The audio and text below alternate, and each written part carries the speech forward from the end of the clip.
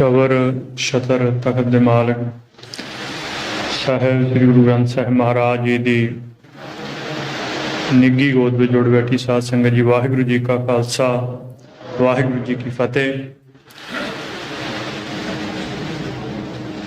ਅੱਜ ਤੋਂ ਕੋਈ 20 ਸਾਲ ਪਹਿਲਾਂ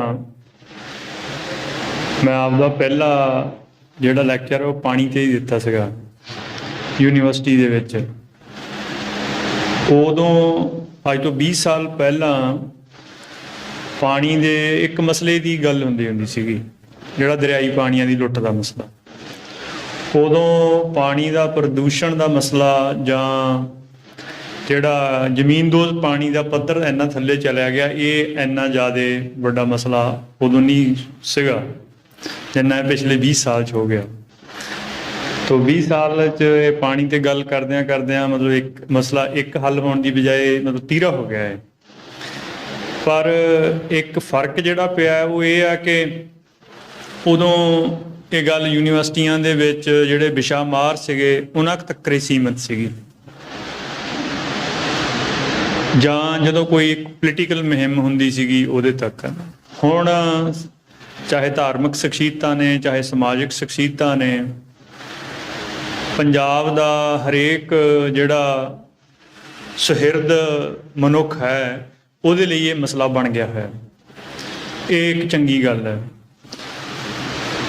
ਪਾਣੀਆਂ ਦਾ ਮਸਲਾ ਇਹ ਨਹੀਂ ਹੈ ਵੀ ਇਕੱਲਾ ਪੰਜਾਬ ਲਈ, ਸਾਰੀ ਦੁਨੀਆ 'ਚ ਹੀ ਇਹ ਮਸਲਾ ਹੈ, ਕਿਉਂਕਿ ਸਾਡੀ ਜਿਹੜੀ ਤਰਜ਼ੇ ਜ਼ਿੰਦਗੀ ਆ ਉਹ ਬਹੁਤ ਪਦਾਰਥਵਾਦੀ ਹੋ ਗਈ ਆ, ਖਪਤਵਾਦੀ ਹੋ ਗਈ ਆ। ਉਹਦੇ ਵਿੱਚੋਂ ਬੁਨਿਆਦੀ ਮਸਲਾ ਪੈਸੇ ਦਾ ਮੁਨਾਫਾ ਦੇਖਿਆ ਜਾਂਦਾ ਹੈ ਨਾ, ਉਹਦੇ ਕਰਕੇ ਦੁਨੀਆ ਭਰ 'ਚ ਇਹ ਮਸਲਾ। ਹੁਣ ਮੰਨ ਲਓ ਬੈਂਗਲੌਰ ਹੈ, ਬੈਂਗਲੌਰ ਉੱਦਾਂ ਬੜੇ ਪੜ੍ਹੇ ਲਿਖਿਆਂ ਦੀ IT ਇੰਡਸਟਰੀ ਨਾਲ ਸੰਬੰਧਿਤ ਸਿਟੀ ਮੰਨੀ ਜਾਂਦੀ। ਬੈਂਗਲੌਰ 400 ਦੇ ਆਸ-ਪਾਸ ਕਹਿੰਦੇ ਝੀਲ ਸੀਗੀ, 400 'ਚੋਂ 80 ਕੁ ਰਹਿ ਗਈਆਂ ਨੇ ਸ਼ਾਇਦ, ਬਾਕੀ ਤਾਂ ਉਹ ਕਬਜ਼ੇ ਹੋ ਗਏ ਆ ਜਾਂ ਸੁੱਕ ਗਈਆਂ ਨੇ। ਜਿਹੜੀਆਂ ਰਹਿ ਵੀ ਗਈਆਂ ਨੇ ਉਹ ਵੀ ਕਾਫੀ ਪੋਲਿਊਟ ਹੋ ਗਈਆਂ ਨੇ।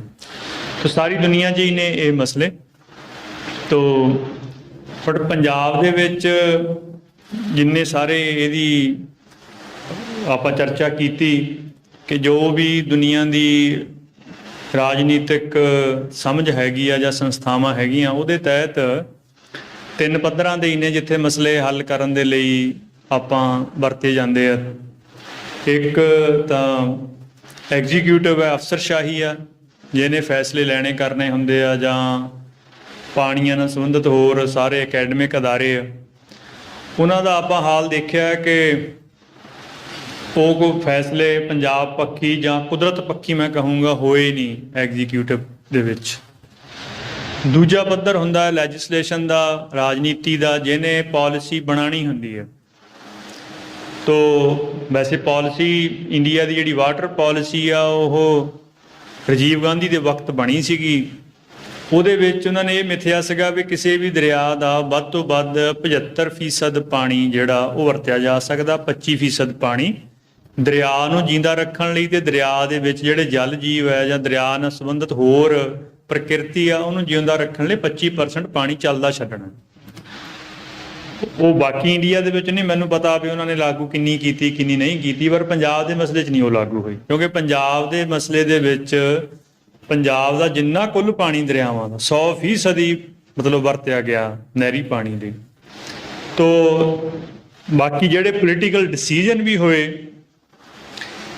ਜਿਹੜੇ ਲੈਜਿਸਲੇਸ਼ਨ ਨੇ ਕੀਤੇ, ਉਹ ਵੀ ਪੰਜਾਬ ਦੇ ਪੱਖ ਨੂੰ ਵੀ ਅੱਖੋਂ ਪਰੋਖੇ ਰੱਖ ਕੇ ਤੇ ਕੁਦਰਤ ਨੂੰ ਵੀ ਅੱਖੋਂ ਪਰੋਖੇ ਰੱਖ ਕੇ ਕੀਤੇ ਗਏ। ਜਿਸ ਤਰ੍ਹਾਂ ਇੱਕ ਇਹ 55 ਵਾਲਾ ਡਿਸੀਜਨ ਇਹਨਾਂ ਨੇ ਦੱਸਿਆ, ਉਹ ਚਲੋ ਹੈ ਤਾਂ ਬੇਸ਼ੱਕ ਅੰਡਰ ਸੈਕਟਰੀ ਲੈਵਲ ਦੀ ਇੱਕ ਮੀਟਿੰਗ ਸੀਗੀ, ਬਟ ਉਹ ਸੈਂਟਰ ਲੈਵਲ ਤੇ ਹੋਣ ਕਰਕੇ ਉਹਨੂੰ ਤੁਸੀਂ ਲੈਜਿਸਲੇਸ਼ਨ ਦਾ ਹੀ ਹਿੱਸਾ ਮੰਨਿਆ ਜਾਣਾ ਚਾਹੀਦਾ। ਉਸ ਤੋਂ ਬਾਅਦ ਜਿਹੜਾ 76 'ਚ ਇੰਦਰਾ ਗਾਂਧੀ ਨੇ ਅਵਾਰਡ ਕੀਤਾ, ਜਾਂ ਜਿਹੜਾ 81 ਦੇ ਵਿੱਚ ਇੰਦਰਾ ਗਾਂਧੀ ਨੇ ਪ੍ਰੈਸ਼ਰ ਦੇ ਨਾਲ ਪੰਜਾਬ, ਹਰਿਆਣਾ ਤੇ ਰਾਜਸਥਾਨ ਦੇ ਮੁੱਖ ਮੰਤਰੀਆਂ ਦਾ ਸਮਝੌਤਾ ਕਰਾਇਆ। ਜਿਹੜਾ ਕੇਸ ਚੱਲ ਰਿਹਾ ਸੀਗਾ ਇਹ ਦਰਿਆਈ ਪਾਣੀ ਪੰਜਾਬ ਦੇ ਬਾਹਰ ਜਾਣ ਦਾ, ਪੰਜਾਬ ਨੇ ਕੇਸ ਕੀਤਾ ਹੋਇਆ ਸੀਗਾ ਤੇ ਉਹ ਲਗਭਗ ਪੰਜਾਬ ਜਿੱਤਣ ਦੇ ਕਿਨਾਰੇ ਸੀਗਾ। ਤੇ ਜਦੋਂ ਉਹਨਾਂ ਨੂੰ ਲੱਗਿਆ ਕਿ ਅਦਾਲਤ ਦੇ ਰਾਹੀਂ ਕਿਸੇ ਵੀ ਤਰ੍ਹਾਂ ਫੈਸਲਾ ਪੰਜਾਬ ਦੇ ਉਲਟ ਨਹੀਂ ਦਿੱਤਾ ਜਾਣਾ, ਤਾਂ ਉਦੋਂ ਫਿਰ ਪੋਲੀਟੀਕਲ ਪ੍ਰੈਸ਼ਰ ਦੇ ਨਾਲ ਉਹ ਕੇਸ ਕੋਰਟ 'ਚੋਂ ਵਾਪਸ ਕਰਾ ਕੇ ਸਮਝੌਤਾ ਕਰਵਾਇਆ ਸੀਗਾ। तो यानी कि लैजिसलेशन ने भी पंजाब ते कुदरत दे उल्टी भुगती। ते तीजा जिहड़ा जुडिशरी दा हैगा ਉਹ ਵੀ ਆਪਾਂ ਦੇਖਿਆ ਕਿ ਉਥੋਂ ਵੀ ਚਾਹੇ ਆ ਹੁਣ ਵਾਲਾ ਲੇਟੈਸਟ ਪ੍ਰੈਜ਼ੀਡੈਂਸ਼ੀਅਲ ਰੈਫਰੈਂਸ ਦਾ ਮਸਲਾ ਹੋਏ ਜਾਂ ਪਹਿਲਾਂ ਵੀ ਪਾਣੀ ਦੀ ਵੰਡ ਦੇ ਜਿਹੜੇ ਮਸਲੇ ਅਦਾਲਤਾਂ 'ਚ ਗਏ ਆ, ਉਹ ਕਦੇ ਵੀ ਉਹਨਾਂ ਨੇ ਜੋ ਪ੍ਰਚਲਿਤ ਕਾਨੂੰਨ ਹੈਗੇ ਇੰਡੀਆ ਦੇ ਜਾਂ ਦੁਨੀਆ ਦੇ ਪਾਣੀ ਦੀ ਵੰਡ ਨੂੰ ਲੈ ਕੇ ਉਹਨਾਂ ਦੇ ਮੁਤਾਬਕ ਨਹੀਂ ਕੀਤੇ। ਕਈ ਵਾਰ ਤਾਂ ਸੁਣਵਾਈ ਨਹੀਂ ਹੋਈ। ਇੱਕ ਜਿਹੜਾ ਬੁਨਿਆਦੀ ਮਸਲਾ ਸੀਗਾ ਪੰਜਾਬ ਹਰਿਆਣੇ ਦੇ ਮਸਲੇ ਨੂੰ ਲੈ ਕੇ, ਜਿਹੜਾ ਪੰਜਾਬ ਪੁਨਰਗਠਨ ਐਕਟ ਦੀਆਂ ਧਾਰਾਵਾਂ ਚੈਲੰਜ ਕੀਤੀਆਂ ਸੀਗੀਆਂ 78, 79, 80, ਉਸ ਮਸਲੇ ਦੇ ਵਿੱਚ ਵੀ ਮਤਲਬ ਬਿਲਕੁਲ ਜੋ ਸੁਪਰੀਮ ਕੋਰਟ ਦੀ ਕਾਰਵਾਈ ਸੀਗੀ ਉਹ ਕਿਸੇ ਵੀ ਤਰ੍ਹਾਂ ਨਿਆਂਪੂਰਨ ਨਹੀਂ ਸੀਗੀ। ਉਹ ਸੁਣਵਾਈ ਨਹੀਂ ਹੋਈ। ਕੇਸ ਹਾਈ ਕੋਰਟ ਤੋਂ ਉੱਥੇ ਲਿਜਾ ਕੇ ਮੁੜ ਕੇ ਸੁਣਿਆ ਹੀ ਨਹੀਂ ਕਿਸੇ ਨੇ, ਅੱਜ ਤੱਕ ਏਦਾਂ ਹੀ ਪਿਆ, ਪਤਾ ਨਹੀਂ ਉਹਦਾ ਕਿਆ ਬਣਿਆ। ਸੋ ਜਿਹੜੇ ਇਹ ਤਿੰਨੇ ਤਰੀਕੇ ਇੰਡੀਆ ਦੇ ਕਾਨੂੰਨ ਦੇ ਮੁਤਾਬਕ ਜਾਂ ਇੰਡੀਆ ਦੀ ਪੋਲਿਟਿਕਸ ਦੇ ਮੁਤਾਬਕ ਹੈਗੇ ਆ, ਉਹਨਾਂ ਤਿੰਨਾਂ ਤੋਂ ਹੀ ਪੰਜਾਬ ਦੇ ਲਈ ਕਦੇ ਵੀ ਕੋਈ ਜਿਹੜੀ ਨਿਆਂਪੂਰਨ ਗੱਲ ਹੈ ਜਾਂ ਨਿਆਂਪੂਰਨ ਹੱਲ ਹੈ ਉਹ ਹੋਇਆ ਨਹੀਂ ਹੈ। ਤਾਂ ਫਿਰ ਚੌਥਾ ਹੱਲ ਬਚਦਾ, ਉਹ ਸਟਰਗਲ ਦਾ ਹੁੰਦਾ ਹੈ। ਤੇ ਸਟਰਗਲ ਦੇ ਜਿਹੜੇ ਫੇਜ਼ ਹੈਗੇ ਆ ਉਹ ਵੱਖਰੇ ਵੱਖਰੇ ਹੁੰਦੇ ਆ।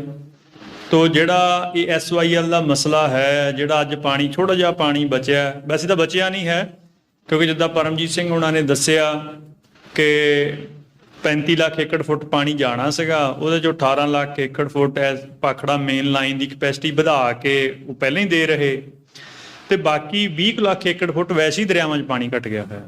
ਕਿਉਂਕਿ ਆਪ ਦਾ ਜਿਹੜਾ ਡਾਟਾ ਇਹਨਾਂ ਦਾ ਹੈ 1980 ਤੋਂ ਲੈ ਕੇ 2000 ਤੱਕ ਦਾ, ਉਹਦੇ ਤਹਿਤ ਪੰਜਾਬ ਦੇ ਵਿੱਚ ਪਾਣੀ 20 ਲੱਖ ਏਕੜ ਫੁੱਟ ਦਰਿਆਵਾਂ 'ਚ ਆਲਰੇਡੀ ਘਟ ਗਿਆ ਹੋਇਆ। ਹੁਣ ਹੋਰ ਵੀ ਘਟ ਗਿਆ ਹੋਇਆ ਅੱਗੇ ਨਾਲੋਂ, ਕਿਉਂਕਿ ਸਾਡੇ ਪਿੰਡ ਮੇਰੇ ਸਤਲੁਜ ਦੇ ਕੰਢੇ ਦੇ ਉੱਤੇ ਆ, ਸਤਲੁਜ ਦੇ ਜਿਹੜੇ ਨਾਰਮਲ ਸ਼ਰੇ ਵਗਦੇ ਹੁੰਦੇ ਸੀਗੇ ਉਹ ਸੁੱਕ ਗਏ ਆ। ਹੁਣ ਉਹ ਐਤਕੀ ਬਰਸਾਤ ਦੇ ਦਿਨਾਂ ਦੇ ਵਿੱਚ ਵੀ ਨਹੀਂ ਚੱਲਦੇ। ਨਹੀਂ ਜਿਹੜੇ ਜਿਹੜੀਆਂ ਖੱਡਾਂ 'ਚ ਸੀਰਾਂ ਵਗਦੀਆਂ ਹੁੰਦੀਆਂ ਸੀਗੀਆਂ, ਪਹਿਲਾਂ ਸਾਡੇ ਇਲਾਕੇ 'ਚ ਨਾ ਸੀਰਾਂ ਚੱਲਦੀਆਂ ਹੁੰਦੀਆਂ ਸੀਗੀਆਂ ਖੱਡਾਂ 'ਚ, ਸਾਰਾ ਸਾਲ ਹੀ ਪਾਣੀ ਚੱਲਦਾ ਸੀਗਾ। ਉਹ ਸੀਰਾਂ ਆ ਕੇ ਸ਼ਰਿਆਂ 'ਚ ਪੈਂਦੀਆਂ ਸੀਗੀਆਂ, ਉਹ ਸ਼ਰੇ ਤੇ ਖੱਡਾਂ ਖਤਮ ਹੋ ਗਈਆਂ। ਤਾਂ ਉਹ ਪਾਣੀ ਵੈਸੇ ਹੀ ਹੋਰ ਘਟ ਗਿਆ ਹੋਇਆ, 300 ਲੱਖ ਏਕੜ ਫੁੱਟ ਤੋਂ ਵੀ ਘਟ ਗਿਆ ਹੋਇਆ। ਤੋ ਉਹ ਜਿੰਨਾ ਕਿ ਵੀ ਰੋਕਿਆ ਵੀ ਗਿਆ ਸੀਗਾ SYL, ਉਹ ਵੀ ਇੱਕ ਸਟਰਗਲ ਦਾ ਜਿਹੜਾ ਹਥਿਆਰਬੰਦ ਰੂਪ ਸੀਗਾ, ਉਹਦੇ ਰਾਹੀਂ ਵੀ ਰੋਕਿਆ ਗਿਆ। ਤੋ ਕਰਨੀ ਇਹਦੇ ਲਈ ਸਟਰਗਲ ਪੈਣੀ। ਤੋ ਸਟਰਗਲ ਦੇ ਹੁਣ ਜਦੋਂ ਆਪਾਂ ਸਟਰਗਲ ਦੀ ਗੱਲ ਕਰਦੇ ਹਾਂ, ਫਿਰ ਉਹਦੇ 2-3 ਵੱਖਰੇ ਵੱਖਰੇ ਪੜਾਅ ਹੈਗੇ ਆ ਜਿਹੜੇ ਆਪਣੇ ਸਾਹਮਣੇ ਪੇਸ਼ ਹੁੰਦੇ ਆ। ਇੱਕ ਤਾਂ ਇਹ ਹੈ ਕਿ ਜੋ ਪ੍ਰਚਲਿਤ ਪੋਲਿਟਿਕਸ ਦੇ ਦਸਤੂਰ ਹੈਗੇ ਆ, ਇਹਦੇ ਵਿੱਚ ਸਿਵਲ ਸੁਸਾਇਟੀ ਦੇ ਰਾਹੀਂ ਆਪਾਂ ਇੱਕ ਸਟਰਗਲ ਖੜੀ ਕਰੀਏ ਜਿਹਦੇ ਵਿੱਚ ਪੋਲੀਟੀਕਲ ਧਿਰਾਂ ਵੀ ਮਜਬੂਰ ਹੋਣ ਇਸ ਮਸਲੇ ਲਈ। ਦੂਜਾ ਇੱਕ ਹੈਗਾ ਹੱਲ ਜਿਹੜਾ ਅਕਾਲੀ ਦਲ ਨੇ ਕੋਸ਼ਿਸ਼ ਕੀਤੀ ਸੀਗੀ ਕਿ ਆਪਾਂ ਵੱਧ ਅਧਿਕਾਰ ਲਈਏ, ਜਿਹਦੇ ਵਿੱਚ ਸਟੇਟਾਂ ਤੇ ਸਟੇਟ ਅਸੈਂਬਲੀਆਂ ਵੱਧ ਪਾਵਰਫੁਲ ਹੋ ਜਾਣ ਤੇ ਉੱਥੋਂ ਕੁਛ ਇਸ ਤਰ੍ਹਾਂ ਦੇ ਕਾਨੂੰਨ ਬਣਾ ਕੇ ਆਪਾਂ ਇਹ ਪ੍ਰੋਟੈਕਟ ਕਰ ਲਈਏ। ਇੱਕ ਉਸ ਕਿਸਮ ਦੀ ਸਟਰਗਲ ਹੈਗੀ। ਇੱਕ ਉਸ ਤੋਂ ਉੱਪਰਲੀ ਸਟਰਗਲ ਹੈਗੀ ਆ ਕਿ ਆਪਾਂ ਪੰਜਾਬ ਦੇ ਲਈ ਸੋਵਰਨ ਸਟੇਟ ਬਣਾ ਕੇ ਫਿਰ ਇਹ ਆਪਣੇ ਹੱਕ ਲਈਏ। ਤਾਂ ਮੈਂ ਇਹ ਸਮਝਣਾ ਕਿ ਇਹ ਤਿੰਨੇ ਹੀ ਤਰ੍ਹਾਂ ਦੀਆਂ ਜਿਹੜੀਆਂ ਸਟਰਗਲ ਹੈਗੀਆਂ, ਕੋਈ ਇੱਕ ਲੌਂਗ ਟਰਮ ਹੈ, ਕੋਈ ਸ਼ਾਰਟ ਟਰਮ ਹੈ, ਕੋਈ ਬਿਲਕੁਲ ਹੁਣ ਕਰਨ ਵਾਲੀ ਆ। ਤੋ ਇਹਨਾਂ ਤਿੰਨਾਂ ਦੇ ਵਿੱਚ ਕੋਈ ਕੋਆਰਡੀਨੇਸ਼ਨ ਚਾਹੀਦੀ ਆ ਜਿਹੜੀ ਆਪਣੇ 'ਚ ਹੈ ਨਹੀਂ। ਈਵਨ ਜਿਹੜੀ ਲੀਗਲ ਸਟਰਗਲ ਹੈਗੀ ਆ ਉਹ ਵੀ ਜਿੱਥੇ ਰੁਕ ਗਈ ਸੀਗੀ ਉਹ ਵੀ ਕਰਨ ਦੀ ਦੁਬਾਰਾ ਲੋੜ ਹੈਗੀ। ਆਪਣੇ ਇਹ ਹੈ ਕਿ ਜਿਹੜਾ ਕੋਈ ਕਾਨੂੰਨੀ ਪੱਖ ਰਾਹੀਂ ਲੜਨਾ ਚਾਹੁੰਦਾ ਉਹ ਦੂਜੇ ਪੋਲਿਟਿਕਸ ਵਾਲੇ ਉਹਨੂੰ ਕਹਿੰਦੇ ਵੀ ਇੱਥੋਂ ਕਿਆ ਮਿਲਣਾ। ਜਿਹੜੇ ਹੁਣ ਆਪਣੇ ਆਜ਼ਾਦ ਦੇਸ਼ ਲੈਣ ਵਾਲੇ ਹੈਗੇ ਆ ਉਹ ਜੋ ਸਿਵਲ ਸੁਸਾਇਟੀ ਦੀ ਜਾਂ ਹੋਰ ਛੋਟੀਆਂ ਸਟਰਗਲ ਆਇਆ ਉਹਨੂੰ ਕਹਿੰਦੇ ਇਹਦੇ 'ਚੋਂ ਕਿਆ ਮਿਲਣਾ। ਤੋ ਜਿਹੜੇ ਉਹ ਹੈਗੇ ਆ ਉਹ ਕਹਿੰਦੇ ਵੀ ਇਹ ਤਾਂ ਹੁਣ ਸੋਵਰੈਂਟੀ ਤਾਂ ਮਿਲਣੀ ਨਹੀਂ ਹੈ ਤੇ ਆਪਾਂ ਜਿੰਨਾ ਕੁ ਹੈਗਾ ਉਨਾ ਕੁ ਕਰ ਲਈਏ। ਸੋ ਮੇਰਾ ਕਹਿਣ ਦਾ ਸਿਰਫ ਇੰਨਾ ਹੀ ਹੈਗਾ ਭਾਵ ਕਿ ਇਹ ਮਸਲਾ ਨਾਰਮਲ ਜੋ ਦਲੀਲ ਅਪੀਲ ਦਾ ਪੱਧਰ ਹੈਗਾ ਉਹਦੀਆਂ ਜਿਹੜੀਆਂ ਤਿੰਨ ਵੱਖਰੀ ਵੱਖਰੀਆਂ ਤਰ੍ਹਾਂ ਦੀਆਂ ਸੰਸਥਾਵਾਂ ਉਹਦੇ ਰਾਹੀਂ ਹੱਲ ਨਹੀਂ ਹੋਇਆ ਪਹਿਲਾਂ। ਆਉਣ ਵਾਲੇ ਸਮੇਂ 'ਚ ਵੀ ਕੋਈ ਅਸਾਰ ਨਹੀਂ ਹੈਗੇ। ਆਉਣ ਵਾਲੇ ਸਮੇਂ ਦੇ ਵਿੱਚ ਵੀ ਉਹ ਖਿੱਤਿਆਂ ਦੇ, ਧਰਮਾਂ ਦੇ, ਸੱਭਿਆਚਾਰਾਂ ਦੇ, ਸੂਬਿਆਂ ਦੇ ਹੱਕ ਖੋ ਹੀ ਰਹੇ ਆ, ਮਿਲ ਕਿਸੇ ਨੂੰ ਨਹੀਂ ਰਿਹਾ ਹੈ। ਤਾਂ ਆਉਣ ਵਾਲੇ ਸਮੇਂ ਦੇ ਵਿੱਚ ਵੀ ਇਹ ਜੋ ਪ੍ਰਚਲਿਤ ਢਾਂਚੇ ਉਹਨਾਂ ਰਾਹੀਂ ਹੱਲ ਨਹੀਂ ਹੋਣਾ। ਤਾਂ ਇਹਦੇ ਲਈ ਸਟਰਗਲ ਕਰਨੀ ਪੈਣੀ। ਬਟ ਸਟਰਗਲ ਦੇ ਜਿੰਨੇ ਮੋਡ ਹੈਗੇ ਉਹਨਾਂ ਸਾਰਿਆਂ ਦੇ ਵਿੱਚ ਵੱਖਰੀ ਵੱਖਰੀ ਤਰ੍ਹਾਂ ਦੀਆਂ ਕੋਈ ਮੰਚ, ਕੋਈ ਟੀਮਾਂ ਬਣਾ ਕੇ ਉਹਨਾਂ 'ਚ ਪ੍ਰੋਪਰ ਕੋਆਰਡੀਨੇਸ਼ਨ ਹੋਏ ਤੇ ਉਸ ਹਿਸਾਬ ਦੇ ਨਾਲ ਆਪਾਂ ਨੂੰ ਭਵਿੱਖ ਦੇ ਵਿੱਚ ਲੜਨ ਦੀ ਲੋੜ ਹੈਗੀ। ਤੋ ਪੰਜਾਬ ਦੇ ਵਿੱਚ ਇਸ ਸਮੇਂ ਦੇ ਵਿੱਚ ਬਹੁਤ ਵੱਡਾ ਹਿੱਸਾ ਇੱਕ ਜਾਗਰੂਕਤਾ ਦੀ ਬੇਚੈਨੀ 'ਚ ਹੈ, ਕਿਉਂਕਿ ਜਾਗਰੂਕਤਾ ਵੀ ਬੇਚੈਨੀ ਪੈਦਾ ਕਰਦੀ ਹੈ ਨਾ। ਹਾਸ਼ਮ ਦਾ ਇੱਕ ਹੈਗਾ, ਕਹਿੰਦੇ ਹਾਸ਼ਮ ਕਹਿੰਦਾ ਮੂਰਖ ਲੋਕ ਸਦਾ ਸੁਖ ਸੌਂਦੇ ਰੋਜ਼ ਕਮਾਵਣ ਪੈਸਾ। ਜਦ ਬੰਦੇ ਨੂੰ ਜਾਗਰੂਕਤਾ ਨਹੀਂ ਹੁੰਦੀ ਬਹੁਤ ਆਰਾਮ ਨਾਲ ਸੌਂਦਾ। ਹੁਣ ਪੰਜਾਬ ਦੇ ਬਹੁਤ ਹਿੱਸਾ ਹੈਗਾ ਹਮਦਰਦ ਜਿਹੜਾ ਜਾਗਰੂਕ ਹੋ ਗਿਆ ਹੋਇਆ, ਜਿਹਦੇ ਵਿੱਚ ਕਰਕੇ ਉਹ ਬੇਚੈਨ ਹੈ। ਤੇ ਇਸ ਬੇਚੈਨੀ ਨੂੰ ਆਪਾਂ ਇੱਕ ਪੋਜ਼ਿਟਿਵ ਰੂਪ ਦੇ ਵਿੱਚ ਇਸ ਊਰਜਾ ਨੂੰ, ਇਸ ਜਾਗਰੂਕਤਾ ਦੀ ਊਰਜਾ ਨੂੰ ਬੇਚੈਨੀ ਦੀ ਬਜਾਏ ਇੱਕ ਪ੍ਰੈਸ਼ਰ ਕੁੱਕਰ ਦੀ ਸੀਟੀ ਵਾਂਗੂ ਕੱਢਣ ਦੀ ਬਜਾਏ ਕਿਸੇ ਪ੍ਰੋਪਰ ਤਰੀਕੇ ਨਾਲ ਚੈਨਲਾਈਜ਼ ਕਰਨ ਦੀ ਲੋੜ ਹੈ। ਤੇ ਜਿਹੜੇ ਵੱਖਰੇ ਵੱਖਰੇ ਰੂਪ ਨੇ ਸਟਰਗਲ ਦੇ, ਉਹਨਾਂ ਦੇ ਵਿੱਚ ਆਪਸ ਦੇ ਵਿੱਚ ਕੋਆਰਡੀਨੇਸ਼ਨ ਕਰਨ ਦੀ ਲੋੜ ਹੈ।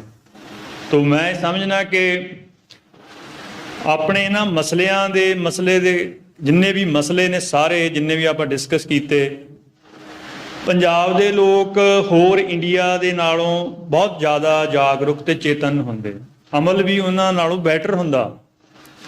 ਬਟ ਆਪਣੇ ਤੇ ਦੂਜਿਆਂ ਨਾਲੋਂ ਬਹੁਤ ਜ਼ਿਆਦਾ ਸਟੇਟ ਦਾ ਪ੍ਰੈਸ਼ਰ ਬਹੁਤ ਜ਼ਿਆਦਾ ਹੁੰਦਾ, ਜਿਹਦੇ ਕਰਕੇ ਉਹ ਹੱਲ ਨਹੀਂ ਹੁੰਦੇ। ਦੂਜੇ ਸੂਬਿਆਂ ਸਟੇਟਾਂ ਦੇ ਆਪਾਂ ਮਸਲੇ ਦੇਖੀਏ, ਆਪਣੇ ਤੋਂ ਬਹੁਤ ਜ਼ਿਆਦਾ ਬੱਤਰ ਮਾੜੇ ਹਾਲ ਦੇ ਵਿੱਚ ਹੈ, ਜਿੱਥੇ ਕੁਝ ਵੀ ਨਹੀਂ ਹੋ ਰਿਹਾ ਹੈ।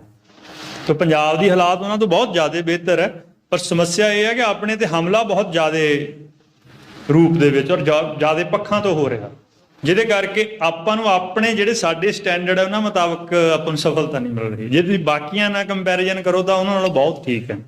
ਪਰ ਜਿਸ ਤਰ੍ਹਾਂ ਦਾ ਸਮਾਂ ਆਉਣ ਵਾਲਾ ਦਿਸ ਰਿਹਾ, ਉਸ ਆਉਣ ਵਾਲੇ ਸਮੇਂ ਦੇ ਵਿੱਚ ਜੇ ਆਪਾਂ ਸਾਰੀਆਂ ਚੀਜ਼ਾਂ ਦੇ ਦਲੀਲ ਪੂਰਨ ਤੇ ਜੋ ਯੋਗ ਹੱਲ ਹੈ ਉਹਨਾਂ ਨੂੰ ਲੈ ਕੇ ਚੱਲਾਂਗੇ ਤਾਂ ਆਉਣ ਵਾਲੇ ਸਮੇਂ ਪਿਛਲਿਆਂ ਨਾਲੋਂ ਸੌਖੇ ਨੇ। ਹੁਣ ਜਿਸ ਤਰ੍ਹਾਂ ਦੀ ਇੰਡੀਆ ਦੀ ਇੰਟਰਨਲ ਸਿਚੁਏਸ਼ਨ ਵੀ ਆ ਤੇ ਐਕਸਟਰਨਲ ਸਿਚੁਏਸ਼ਨ ਵੀ ਆ, ਉਹਦੇ ਚੱਲਦਿਆਂ ਆਉਣ ਵਾਲੇ ਸਮੇਂ ਸਟਰਗਲ ਵਾਲੀਆਂ ਧਿਰਾਂ ਲਈ ਸੌਖੇ ਆ, ਰਾਜ ਕਰਨ ਵਾਲੀਆਂ ਲਈ ਔਖੇ ਆ। ਉਹ ਆਪਾਂ ਦੇਖਿਆ ਹੁਣ ਨਾ ਕਿ ਉਹ ਰਾਜ ਵਾਲਿਆਂ ਕੋਲ ਕੁਝ ਨਹੀਂ ਹੈ, ਤਾਂ ਸਟਰਗਲ ਵਾਲਿਆਂ ਲਈ ਸੌਖੇ ਹੀ ਆ।